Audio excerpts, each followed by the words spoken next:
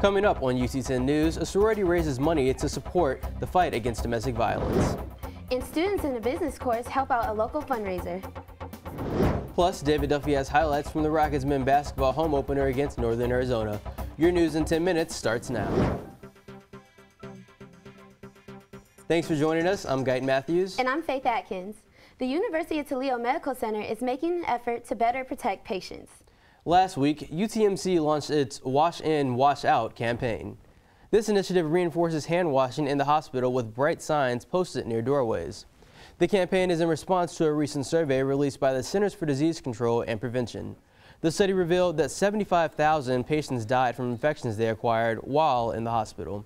Director of Nursing at UTMC, Monecca Smith, says this initiative is a group effort. And we want the nurses reminding people, we want the physicians reminding people, we want the housekeepers reminding us if they don't see us washing in or washing out.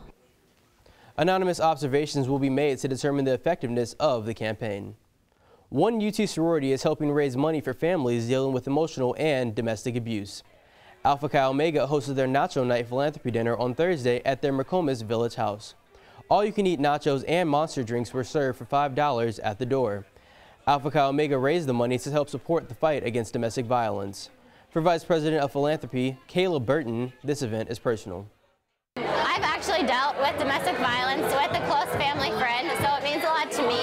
And I've just done a lot with it in the chapter, so it makes me excited to see my sisters excited about it. Over 200 people participated in the event, raising over $1,700. The money raised will go to the Beach House Family Shelter. A local fundraiser got a little help from students in a UT business course. Reporter Desmond Smith has the story. Nightingale Noodles took place this weekend at the Resurrection Church, raising nearly $1,000. All of the proceeds were donated to the Nightingale Harvest Food Pantry, a food pantry that supplies cancer patients and families around the Northwest Ohio and Southeast Michigan area with toiletries and cleaning products. Founder of the Nightingales Harvest, Lisa Kronbach-Eisenbach, believes the food pantry will lessen the financial burden of the patients and encourage good practices amongst individuals. We started Nightingales Harvest because once we found out, when she started going through chemo, that there were so many families that were critically destitute after 3 to 6 months. Nightingale received a lot of help from a business administration course this year, a course that requires the students to create, plan, and manage an event.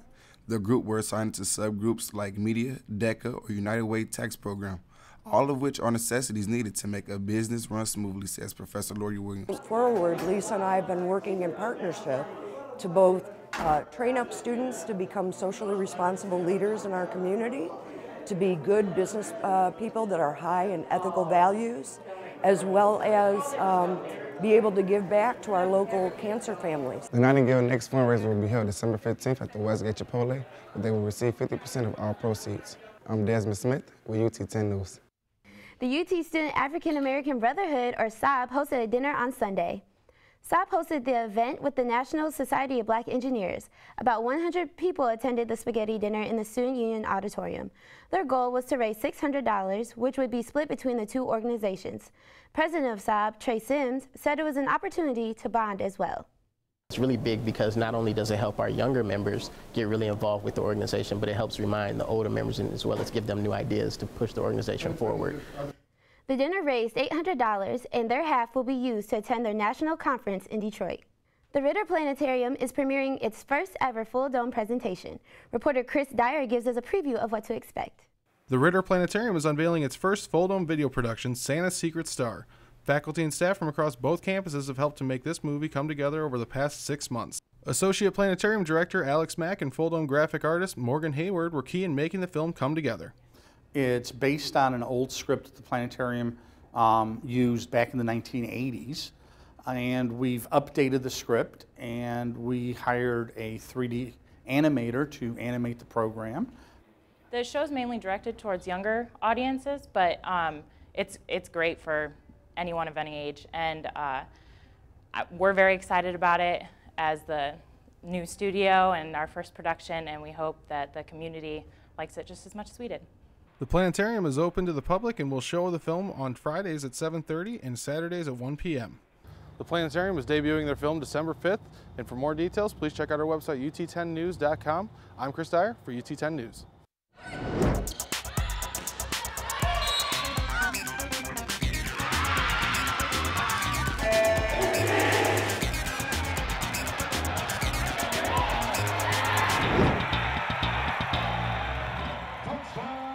I'm David Duffy with your UT10 Sports. It was opening weekend for the men's basketball team as they took on the Northern Arizona Lumberjacks. But first, UT volleyball team looked to end their disappointing season on a high note Saturday against Buffalo. In the first set, Toledo lagged behind early and had a streak of 5 straight points with a crush from senior Brooke Frazier wasn't enough. The Rockets would stay confident though, bouncing back in the second set and gaining a quick lead, winning 25-18. The Bulls came racing back in their third, however, with kills like this one here from freshman Skylar Day. Toledo would take the fourth and keep hopes alive for seniors, but the ladies fell short in the fifth and were unable to end their regular season on good terms, falling 3-2 on senior night. Coach Greg Smith praised Brooke Frazier, who had a career-high 24 kills in her last match as a Rocket. It's unfortunate for her, and Nat, just the way the season ended because they were a part of something great last year. I'll remember those two by, the attitudes they brought, the work ethic, and they'll be missed, definitely. Toledo ended the 2014 campaign with only a single win that came way back in September. The men's basketball team hit the court on a snowy Sunday afternoon for their season opener against the Lumberjacks of Northern Arizona. The Rockets returned 4 starters from last year's squad, including seniors Julius Brown, Justin Drummond, and Jaden Witherspoon. Junior center Nathan Booth put on a show and tied his career high with 19 points. Booth was 4 for 4 from charity stripe, knocking down 7 of 9 shots from the field and 1 behind the arc. Booth will help out defensively to getting back a block and feeding into Drummond, who made a couple of moves before pulling up for 2 of his 12 points for this afternoon. Brown served a game-high 8 assists, including this for a slam from Witherspoon. But NAU kept it insulated with shots like this one from Quinn Upshur, nailing a ridiculous 3-pointer. Upshur paced Northern with 13 points, and junior Jalen Neely added 10 of his own. Despite a close start, the Rockets would assert their dominance late and ease their way to a 71-58 victory. Head coach Todd Kowalczyk noted the defensive played well, but criticized offensive execution. We had 10 turnovers at halftime. We averaged 10 last year for the season.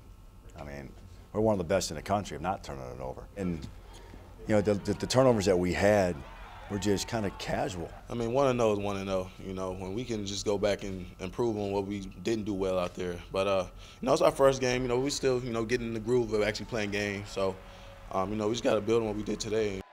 Toledo will travel to Virginia to take on 15th-ranked VCU tonight at 6 at ESPNU. After losing to Northern Illinois last week, the Toledo football team no longer controls their own destiny in their hunt for a MAC title. After starting the season undefeated in the MAC, Toledo now needs to win out and will need NIU to drop a game in order to get to Ford Field.